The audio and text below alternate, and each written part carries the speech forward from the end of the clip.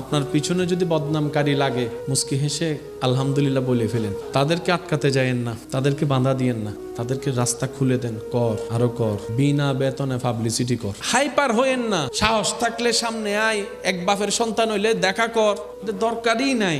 আল্লাহ আপনাকে বিনা যুদ্ধে জয় করতে চাচ্ছেন, আপনি কেন যুদ্ধ করে খামাকা শরীরে শক্তি নষ্ট করবেন? দরকার কি? ছেড়ে দেন না তাকে আপন হালতে। সে বদনাম করবে, আপনার গুনাহ নিবে। সে বদনাম করবে, নিজের সওয়াব আপনাকে দিবে। সে বদনাম করবে, আপনার প্রচার করবে। সে বদনাম করবে, আপনার নামটা যে জানে না তাকেও শুনাই দিবে। তো সে যখন বিনা বেতনে এমন কাজ করতে চাচ্ছে স্বইচ্ছায়, আবার অন্যদিকে ওয়াইলুল্লি কুল্লি হুমাজাতিল লুমাজা তার উপর আরপিত হবে, আপনার টেনশন কি? আপনার কাজ হচ্ছে রবের উপর ভরসা করে ধৈর্য ধরে বসে থাকা, আর কোনো কাজ নাই। করতে দেন দুশমনকে দুশমনের কাজ, করতে দেন আপনার চাচা জেঠাকে সম্পদ খাওয়ার কাজ, করতে দেন একদিন